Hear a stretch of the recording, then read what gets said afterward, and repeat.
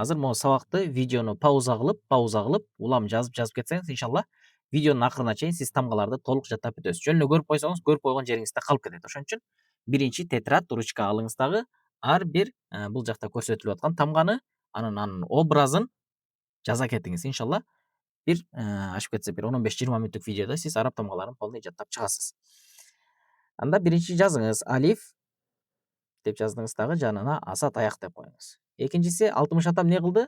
60 ата суунун жээгине барды дагы кайыкты карады, кайыктын астында балык турат экен. О, балык. Ба деп жазыңыз дагы балык деп коюңуз. Көрдүңүздөрбү?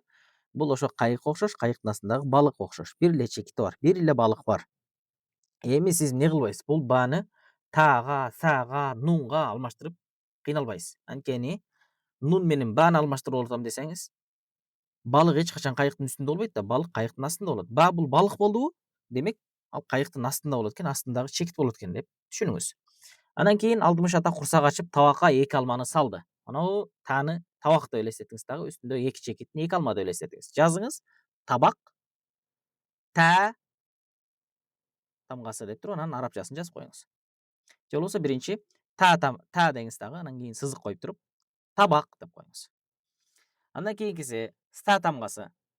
Ошого окшош, бирок бул эмне? Бул себет деп элестетиңиз сиз. Себет. Корзинка барго? Себет. Себеттин үстүндө эмне турат экен? 3 штук алма турат экен. 3 штук моногу чекитти алма деп элестетиңиз. Себеттеги 3 алма бул са тамгасы. Са. Бир аз саккоолонуп айтабыз, үчүнчүсүн жазган болсоңуз, бул 4-үнчү тамга болду, Анда кеттик. Кийинки тамгабыз кайсы болду? Жим тамгасына келдик. 60 ата табагын салып, себетине алманы салып, курсагын тойгузуп алып келсе, жөжөлөр чуркап келиптир да үйүнөн. Бул жим тамгасы ошол жөжө. Бул курсагы, биягы тумшугу. Жөжөгө окшогон тамга. Еще курсагында неси бар? Жеми бар. Жеми бар жөжө. Бул жим тамгасы. Сиз жазыңыз, жим деп арабчасын жазыңыз мондай кылып, курсагын тартып, тумшугун тартып, жимди жазыңыз дагы. Анан жеми бар жөжө, жем жеген жөжө деп коюңуз жанына. Жем жеген жөжө. Андан кийинкиси экинчи жөжө келиптир. Экинчи жөжө жем жебей калыптыр. Ал өтө арыктап худая болуп кетиптир. Худой баягы орустар айтат го. Худая жөжө деп койсоңуз болот, Худая. Худай деп албаңыз. Худая жөжө, арык жөжө. Түшүндүңүзбү? Арык эч нерсе жебеген, шалпыйган, курсагында жеми да жок жөжө болсо, бул ха тамгасы деп элестетсеңиз болот. Же халаты жок жөжө деп алсаңыздар болот. Майлы.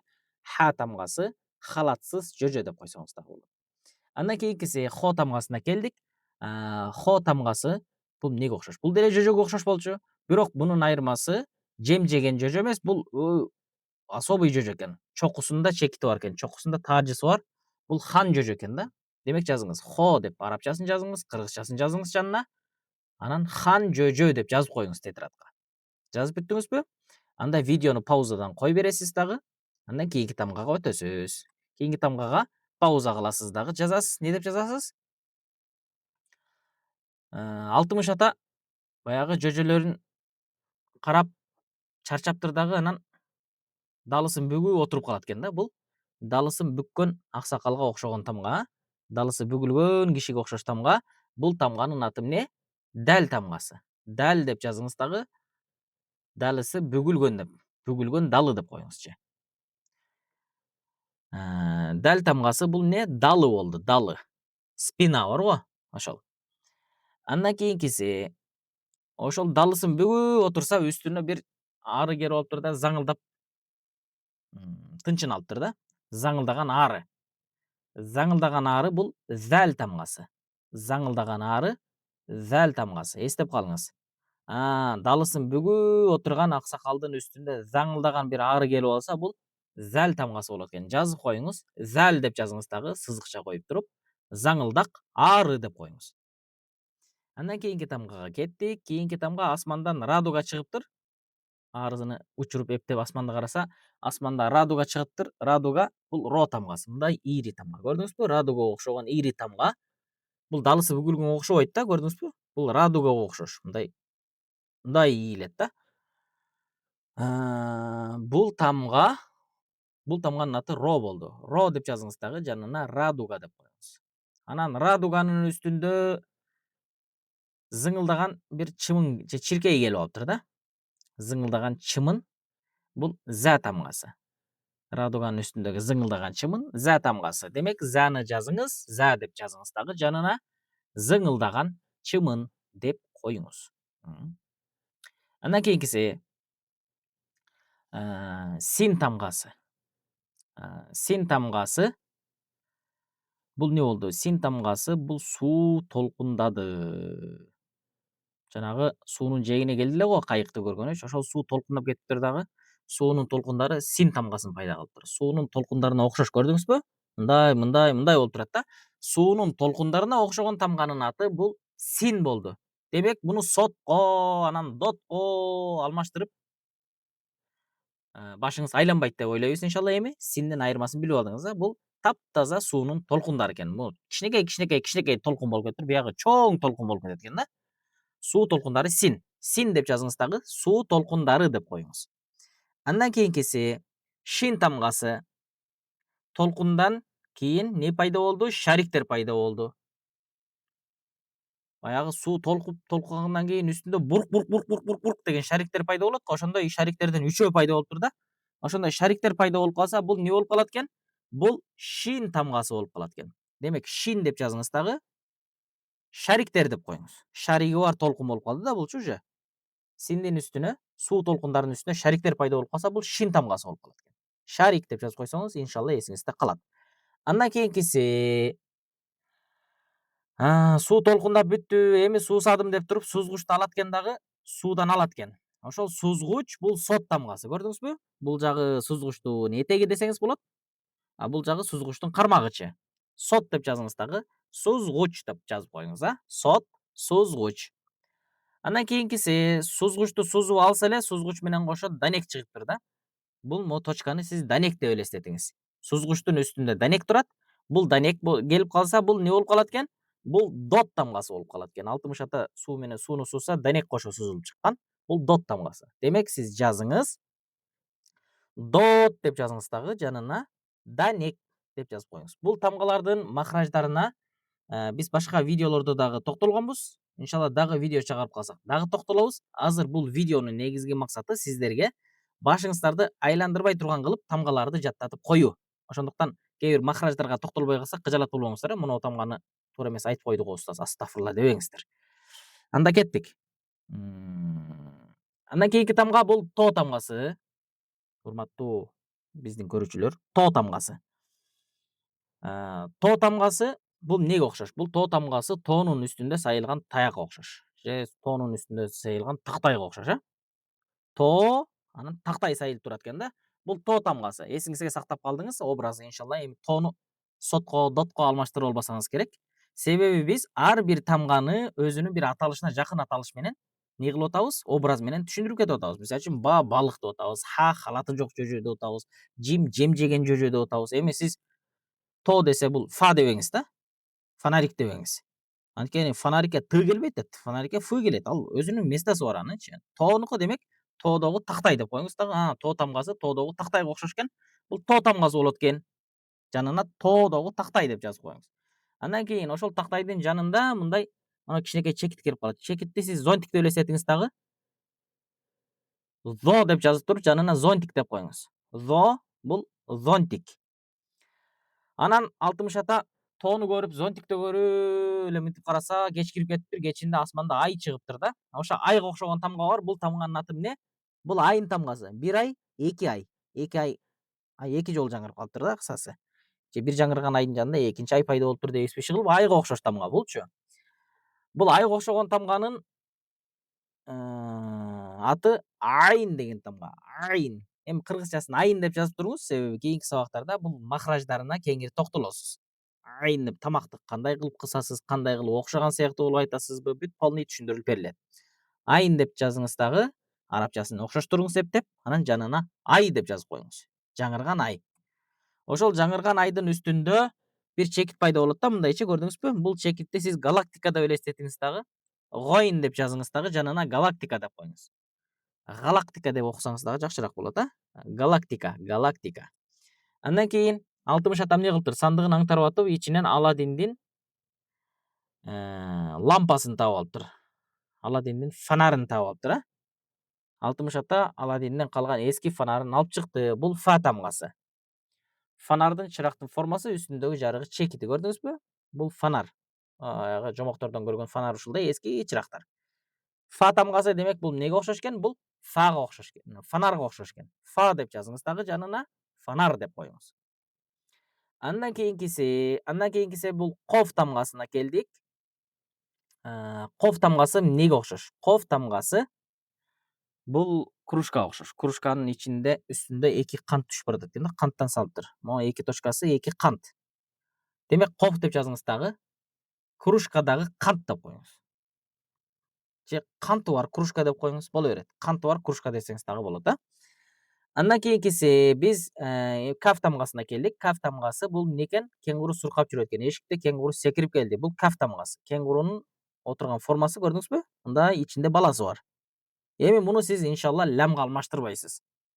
Кеңгуру каф экен, К менен башталат экен дейсиз дагы, каф дейсиз мунучу. Каф деп жазыңыз дагы жанына кеңгуру деп коюңуз.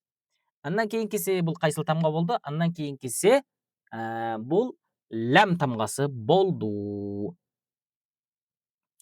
Лам тамгасы кандай тамга? Лам тамгасы бул лопатка десек болот, а. Башы ийрейип калган лопатка. Андан кийинки тамга бул мим тамгасы. Мим тамгасы бул эмнеге окшош экен? Бул микрофонго окшош экен. Бул микрофондун башы, бул микрофондун куйругу. Мим деп жазыңыз дагы жанына микрофон деп коюңуз. Жазып бүтсөңүз, кийинки тамгага кеттик. Акыркы тамгаларга келип калдык буюрса, бул нан салгыч. Нан салгычтын ичинде нан турат. Моногу нан салгыч. Нан салгычтын ичинде кичинекей чекетте сиз нан деп элестетиңиз дагы. Нун бул нан экен деңиз. Нун деп жазыңыз дагы жанына нан деп жазып коюңуз. Андан кийинкиси вау вертолетко келдик, а. Вау тамгасы бул вертолетко окшош. Маягы кабинасы, биягы болсо куйругу. Бул асманга карай тике учуп бараткан вертолетко окшош да. Вау деп жазыңыз дагы жанына вертолет деп коюңуз. Вау деп жазыңыз дагы. Эми муну вау деп айтабыз негизи. Азырынча сиз жатташ үчүн ваф деп турсаңыз дагы боло берет. Себеби сиз биринчи тамгаларды жаттап атасыз азырчы. Анан кийинки сабакта булардын махраждарына келгенде анан кийин оозуңузду чоюп туруп вау деп айтасыз. Воф дебейчи. Азырынча вертолет деп жаттап туруңуз вау тамгасын. Андан кийинки ха тамгасына келдик. Ха тамгасы бул ошо гүлдү жыттап алып учуп бараткан көпөлгө окшош, кетесиз. Биягы бир канаты, биягы экинчи канаты. Же гүлгө деле окшотсоңуз боло берет.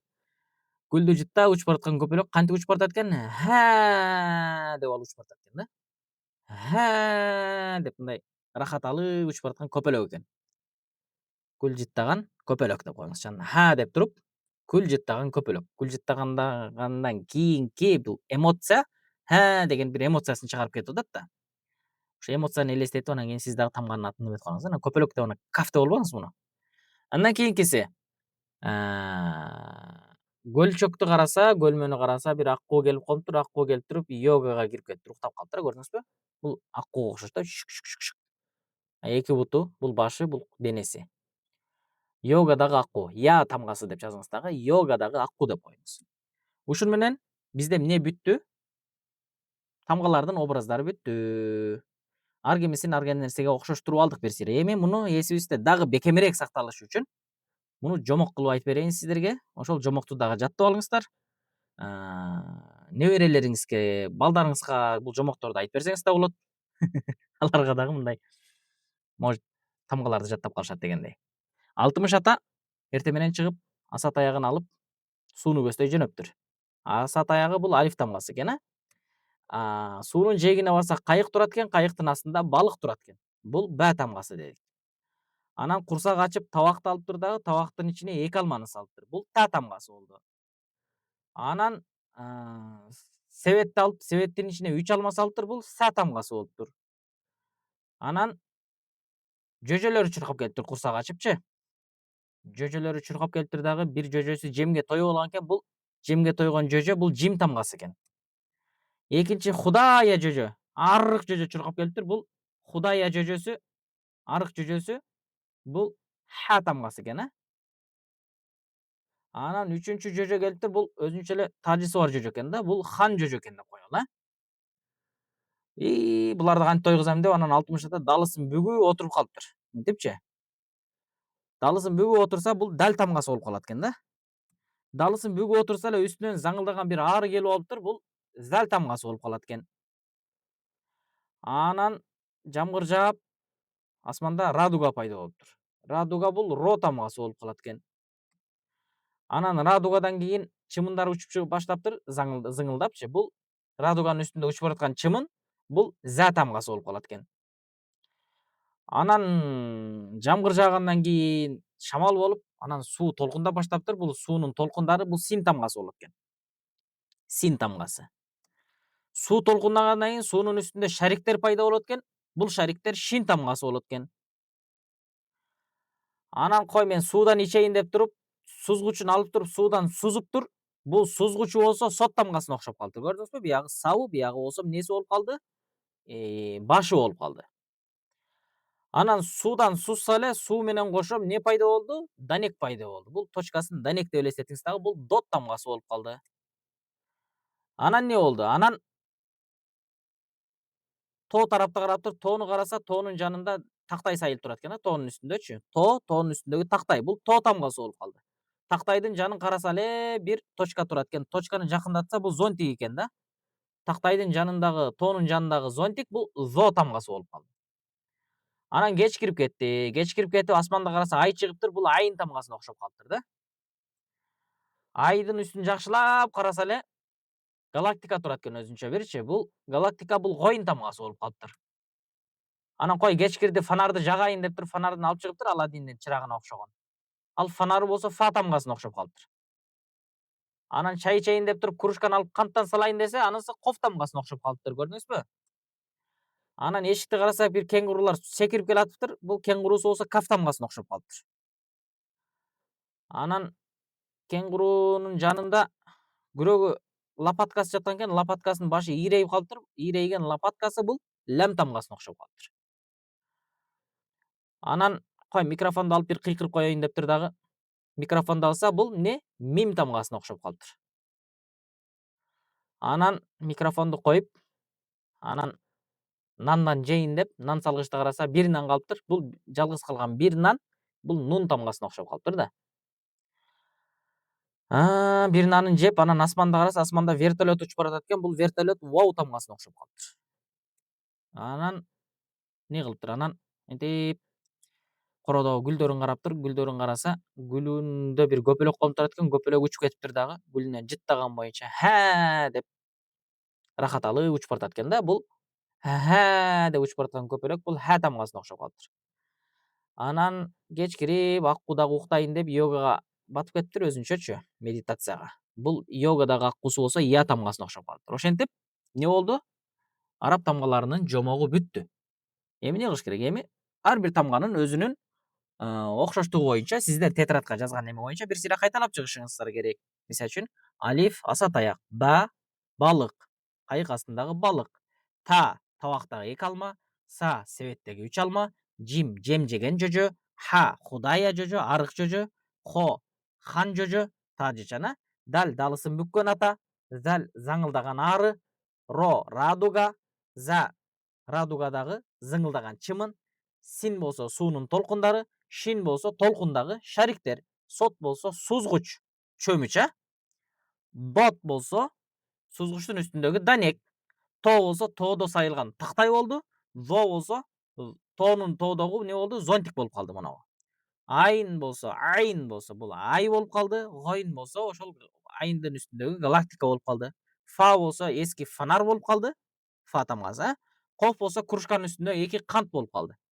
Каф болсо бул эмне? Кеңгуру болуп калды. Лям болсо бул эмне?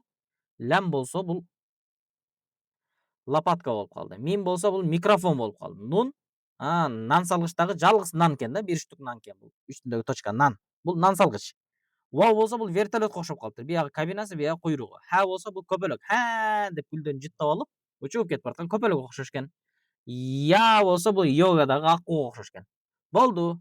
Ушинтип образдарын жаттап коюңуз. Иншалла сиз эми эмне кыласыз? Зону тоого алмаштырбайсыз, дотту сотко алмаштырбайсыз. Анан кийин мимди нунга, лямды кафка алмаштырбайсыз. Биягында болсо жимди өзүн Хону хан жожо, ханы Худая жожо, жимде болсо жем жеген жожо деп билип алдыңыз. Ичинде жеми болсо бул жим экен. Муну эми хо дебейсиз. Жеми ичинде болот, чокусунда болбойт да жеп алган жеми. Көрдүңүзбү? Зәл менен дәлди алмаштырбайсыз. Зәлдин үстүндө зыңылдак чымын болот экен, бул жөн эле далысын бүгүп отурат экен деп элестетесиз. Шин менен синди алмаштырбайсыз. Себеби шинде шарик болот суунун үстүндө буркулдаганчы. Бул жерде шариги жок, көрдүңүзбү? Ошентип ушул сабакты до конца көрүп, эгерде сиз жазган болсоңуз тетрадка, иншалла сиз тамгаларды толук жаттадыңыз. Андан кийинки сизге тапшырма, бул тамгаларды алиф, ба, та, са, жим, ха, хо деп эле мындай махражы жок жаттап албай, эми булардын махраждарын, ар бир тамганын махраждарын туура устазыңыздан үйрөнүшүңүз керек. Махражым чыгып атабы, чыкпай атабы, аны дагы билишиңиз керек. Сабак жаккан болсо эмнеси жакты, именно кайсыл жери жакты, кайсыл жери сизге күлкүнүчтүү болду, кайсыл жери жакпай калды, ошолордун бүт бардыгын оюңуздарды комментарийге жаза кетиңиздер. Иншалла ошолордун үстүнөн дагы иншалла сиздердин немеңиздердин үстүнөн иштеп, жаңыдан дагы сабактарды тартканга аракет кылабыз. Анан дагы эмне сабактарга сиздерде немелер бар, аларды дагы иншалла тартып чыкканга аракет кылабыз.